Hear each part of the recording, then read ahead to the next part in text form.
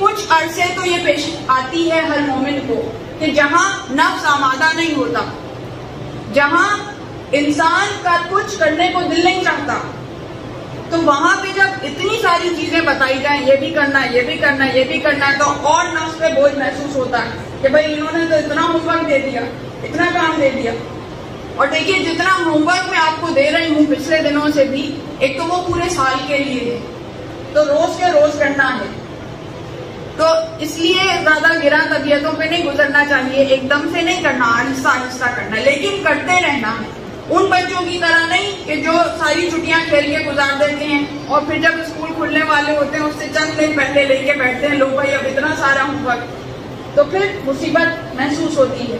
تو روز کے روز کرتے رہیں گے تو گرا نہیں گزرے گا۔ تو اب ایک تو یہ کہ ساتھ کے ساتھ کرنا ہے، لیکن جب طبیعت ہی مائل نہیں ہے، نفس ہی آمادہ نہیں ہے، کچھ کرنے کو جی ہی نہیں چاہ رہا، یا آج کی ہر ایک کی مشکل ہے، بچے کی، جوان کی، بوڑھے کی، خواتین کی، مردوں کی، سب کی یہ مشکل ہے کہ دل نہیں چاہتا، دل آمادہ نہیں ہوتا۔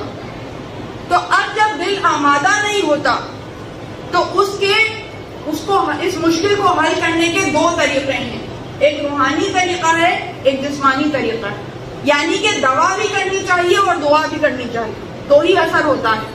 فقط دعا کرتے رہیں، زیادہ تر یہ ہوتا ہے لوگ ہمارے پاس آتے ہیں کہ بھائی یہ مشکل ہے، وظیفہ کوئی بتا دیجیے۔ اب وظیفے سے مراد یہ ہوتی ہے کہ ہمیں کچھ نہ کرنا پڑے، کچھ ایک دم ایسا جادو ہو، سب کچھ خود بخود ہو جائے، تو دیکھیے ایسے نہیں ہوتا، عمل بھی ضروری ہے، دعا بھی ضروری ہے۔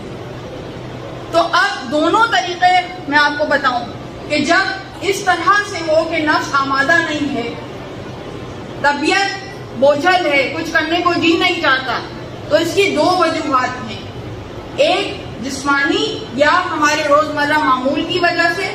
اور ایک روحانی۔ یہ وجہ اس لیے ہوتی ہے کہ آپ اتنا ناتواں محسوس کرتے ہیں، کچھ کرنے کو دل نہیں چاہتا،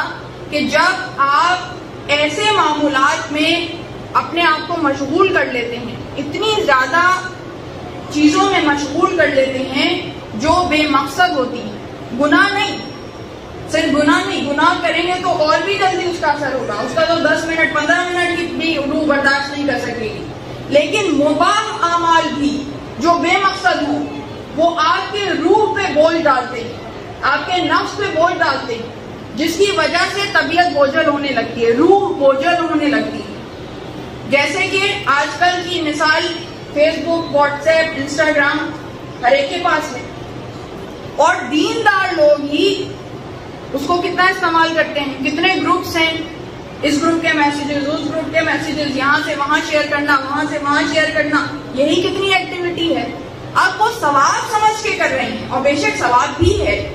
مگر ہمیشہ چیز اتنی کرنی چاہیے جتنا آپ کا مزاج برداشت کر سکے، جتنا آپ کے پاس وقت ہو۔ اب اس کو آپ نے اتنا بڑھا لیا کہ وہ آپ کے اوپر حاوی ہونا شروع ہو گیا، تو اسے کم کرنے کی ضرورت ہے۔ ہوا یہ ہے کہ ہر ایک کے پاس سوشل میڈیا آ گیا، ہر ایک کے پاس یہ موبائل آ گیا، مگر اس موبائل کو، سوشل میڈیا کو استعمال کرنے کے ایتھکس کیا ہیں، اخلاقیات کیا ہیں، وہ نہیں سکھائے گئے، کسی نے بھی نہیں سکھائے۔ جو بنانے والے ہیں وہ تو سکھائیں گے ہی نہیں، وہ تو چاہتے یہ ہے کہ آپ بہروں اس پہ بیٹھے رہیں۔ بلینز آف ڈالرز اس ریسرچ پہ خرچ ہوتے ہیں کہ کوئی بھی ایپ جو ہے اس پہ جب کوئی یوزر آئے تو بس وہ وہاں سے جانے نہ پائے، تو ایسا مٹیریل اور اس طرح سے دیا جائے کہ اس کے ذہن میں مستقل ڈوپامین ریلیز ہو۔ ڈوپامین جو ہے وہ خوش کرنے کا ایک ہارمون ہوتا ہے، جب آپ خوشی محسوس کرتے ہیں تو آپ وہ چیز زیادہ کرتے ہیں، تو اس میں آپ ڈوپامین ایکسٹریکٹ کرنا، یعنی آرٹیفیشل طریقے سے آپ کے دماغ سے ڈوپامین کو نکالے جا رہے، اس سے کیا ہوگا، آپ کا دماغ، آپ کی طبیعت سب بوجھل ہو جائے گی، یہاں تک کہ نفسیاتی مسائل کا انسان شکار ہو جائے گا۔